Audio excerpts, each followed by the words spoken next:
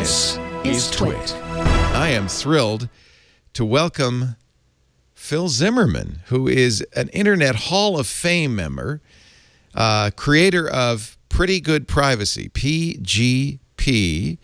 He teaches crypto now at Delft University in the Netherlands. That's where he's located. But he's also still very much a privacy advocate and very much in the forefront of privacy. And Phil, I haven't spoken to you since the screensavers back in... That's right. Yeah, Leo, I think both of us had considerably less gray hair at that time. I'm thrilled you remember it. Actually, there's video of it on your page, which is fantastic. That's right. That was 15 years ago. Yeah, at least. Yeah, it was a long time ago. So things have changed. We've come an interesting distance in the last 15 years.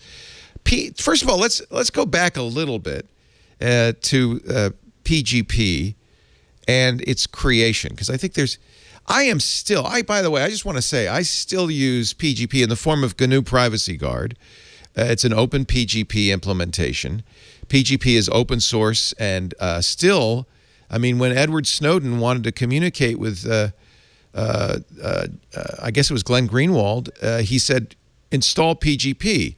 And of course, Glenn said, what's that? How do I do it? And never could figure it out. But for those of us who have, and I don't think it's that hard these days to use it, it still is. It remains. Yeah, when I heard that story, I felt like Snowden should have just found another journalist who, yeah, maybe that was the right PGP, answer. Yeah. You don't know that, huh? Well, he worked with him somehow and managed. In fact, we have friends, people like Dan Patterson, who have made an effort to go to areas where journalists and activists are at great risk and teach them how to use technologies like Signal and OpenPGP so that they can have these private communications in countries where your privacy is absolutely not protected in any way. So, so for all of us who still use PGP and those of us who've used it over the years, and for Edward Snowden, thank you, Phil, for that really important work. You're no longer connected with PGP, are you?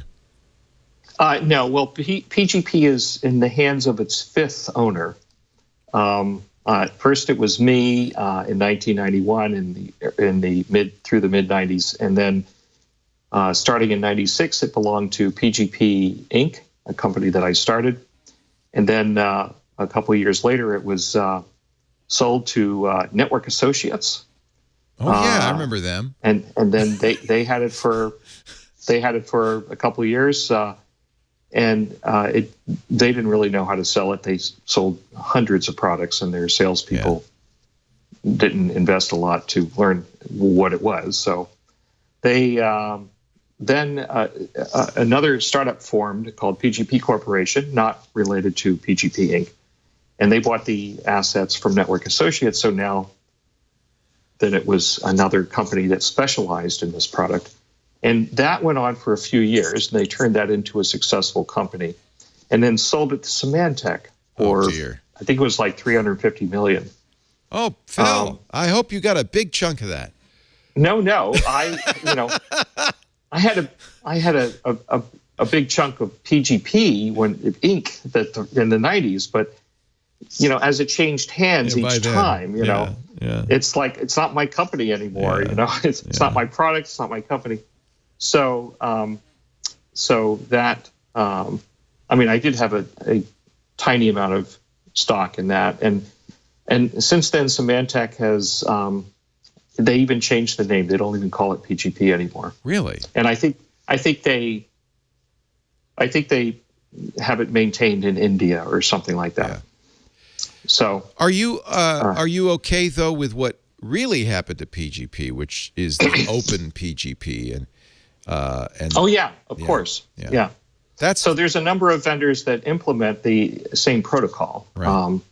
GNU Privacy Guard is one of the better known ones. There's also some web-based ones. There's Hushmail, Proton Mail, Start Mail.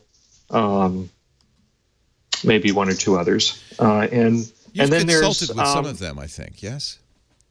Yeah. I back in around 2000, I did some work with Hushmail, They were the first one to do it on a web-based approach. I used Hushmail. Yeah. People now really seem to like Proton Mail. I'm still old school. Well, these days I'm working with a company here in the Netherlands called Start Page. They have a product called, it was called Start Mail, but I think they're changing it to Start Page Mail. And they're working on a new generation of that product, and I'm helping them with that. Can you know, I'm old school. I use GNU Privacy Guard. I install it. I download the keys. I generate keys on a local system. I do share the key publicly with a open source company called Keybase, keybase.io. Yeah. And they use, actually, that's interesting how they use PGP, because they use it also. I mean, it's for a lot of other things, including a secure Git, secure folders. Yeah. They're using it in creative ways. Yeah. They now do chat messaging secured by PGP, and they have exploding messages, which I really like, with perfect forward secrecy. So they're doing some really interesting stuff.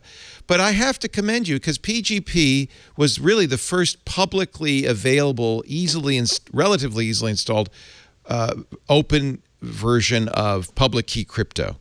You made it possible for everybody to use public key crypto, and you've got to feel pretty good, regardless of the financial, remunerations. You've got to feel pretty good about the legacy that you've left. Back in 1991, it was not really feasible for anyone to communicate securely. Nation states could, because they can afford to hire somebody to carry keys in a briefcase on an airplane to some foreign embassy or their embassy in a foreign country, and distribute keys that way. But ordinary people could not. And PGP made it possible for the first time for ordinary people to communicate over long distances without their stuff being intercepted. And it's evolved well. I mean, there are people now using elliptic curve crypto with PGP. There have been recently two fairly significant flaws in the open PGP implementation, both of which have been corrected. But it is stood the test of time, I would say.